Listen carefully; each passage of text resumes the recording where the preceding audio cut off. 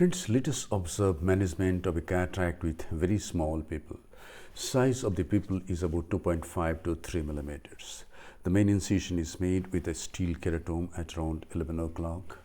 A sight port is made on the left side of the main wound about 3 clock hours A.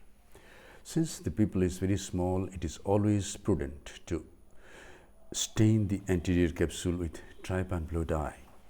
I apply the dye underneath an air bubble.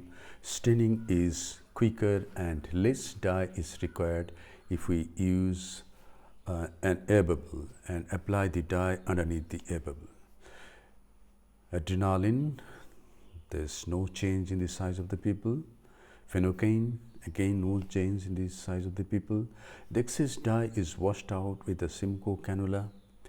We should always keep the dye as minimum time as possible in the anterior chamber. And now, the anterior chamber is filled up with viscoelastic substance. We find that the pupil has not dilated. The size of the pupil is still about 3 millimeter. If the size of the pupil is less than 4 millimeter, we should do mild stress of the pupil. And I am just stretching only once, that's it. Mild stress and then apply the pupil expansion device. I don't want to tear the sphincter pupillae. Here goes the B-HEX device invented by my friend Dr. Suben Bhattacharjee of Kolkata, India. The two flanges have been tucked and now comes the third flange. Again fill up the anterior chamber with visco and take the B-HEX forceps, go through the side port, hold the middle tab and place this flange under the iris. And the pupil takes beautiful hexagonal shape. Again some visco, and now is the time to do Capsulorhexis. I use Utrata forceps, but you can use whatever you like.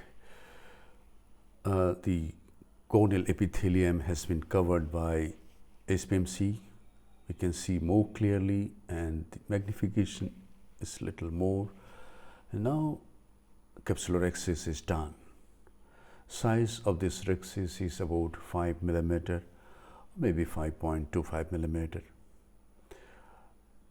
With B-HEX, the size of the pupil becomes 5 millimeter, 5.25 or 5.5 millimeter. With B-HEX 2.0, the size is little larger. Okay, the Capsulorhexis has been done, hydrodissection has been done, and now watch the division of the nucleus by the Prechopper and nucleus sustainer designed by me. Scratch the surface, go under the rhexis and hook the equator. The Prechopper goes from the main wound towards the Prechopper sustainer and divide the nucleus into two heminuclei.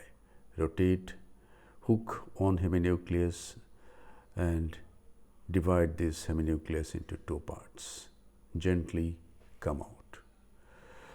The antechamber has become shallow, so I inject visco, make the antechamber deep, and then I bring out the nucleus sustainer. And now management of the nucleus has become easy. We just have to go and pick up the pieces and emulsify. Rotate, place the aspirating port of the phaco needle at the apex of the fragment and it comes out of the bag. If it doesn't come, don't struggle, go to the next piece. When there is some room in the anterior chamber, this is the heminucleus that was not divided. It has been divided easily. See, I just touch at the apex here, just touch, and yes, with the nucleus sustainer, you can easily divide the nucleus, go around the equator of the nucleus and give support and between two instruments, just crush the nucleus, make pieces and emulsify.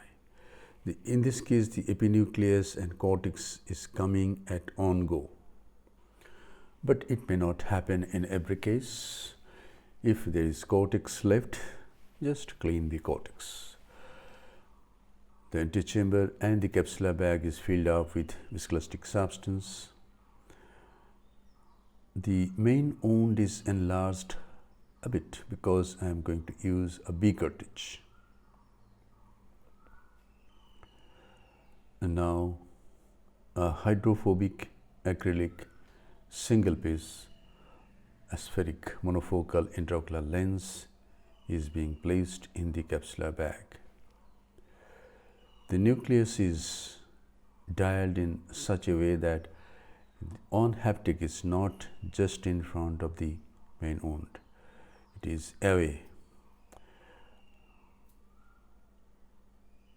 There is a cotton fiber, it has been removed. Some more visco.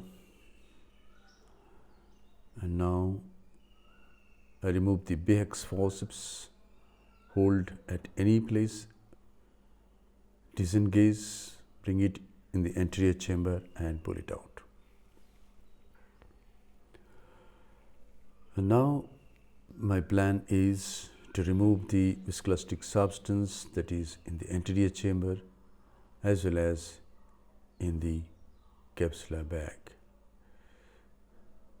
Dialing the lens by the Simcoe itself, yes, so that the haptic is not just in front of the main wound, get some space, go behind the lens and remove the viscoelastic substance from behind the lens.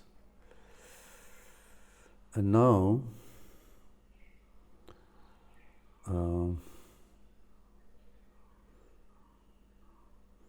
I take the irrigation aspiration cannula, irrigation aspiration in the anterior chamber, irrigation goes behind the lens, aspiration in front of the lens, and all the viscoelastic substance is nicely removed.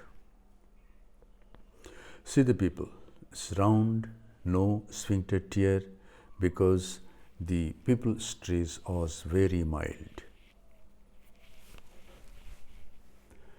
The side port is closed nicely by corneal stromal hydration. The antechamber is again lavaged with BSS.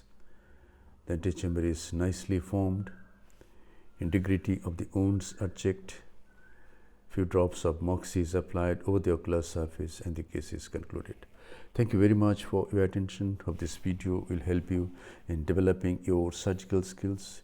Be a great surgeon and serve your patients with love, respect, empathy, and great surgical competence.